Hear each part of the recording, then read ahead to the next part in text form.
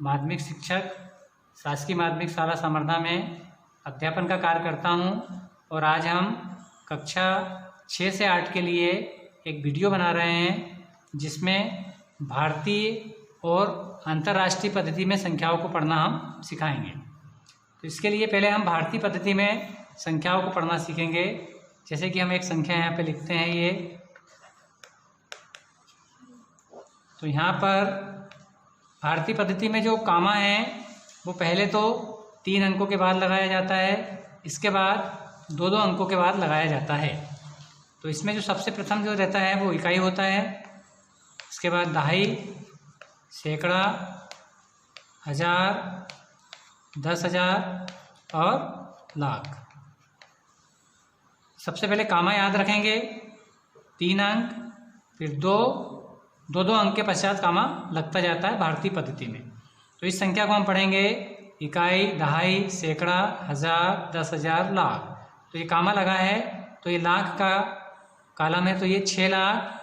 और यहाँ पे आप देख रहे हो कि कामा 2 और 3 मतलब 23,000, क्योंकि हजार का कॉलम है ये, 452। तो संख्या हो गई 6,23,452। एक संख्या और लेते हैं हम। तो मैंने बताया था 3 अंक, ये 3 अंक हो गए, फिर ये 2 अंक और फिर ये 2 अंक। अब इसको पढ़ते हैं इकाई, दहाई, सैकड़ा, हजार, 10,000, लाख, 10 लाख, करोड़। 6 करोड़ 23,52,342। तो इस प्रकार से हम भारतीय पद्धति में संख्याओं को पढ़ सकते हैं। अब हम अंतर्राष्ट्रीय पद्धति में संख्याओं को पढ़ना सीखेंगे। अंतर्राष्ट्रीय पद्धति में संख्याओं के जो कामा है वो 3-3 अंकों के बाद लगाए जाते हैं।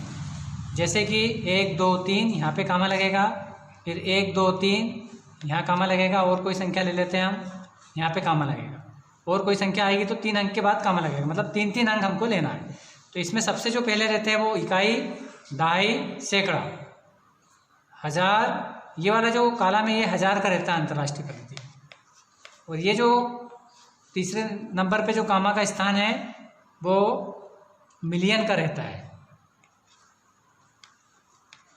तो इसको यदि हम पढ़ेंगे तो कैसा पढ़ेंगे, 32,232,652।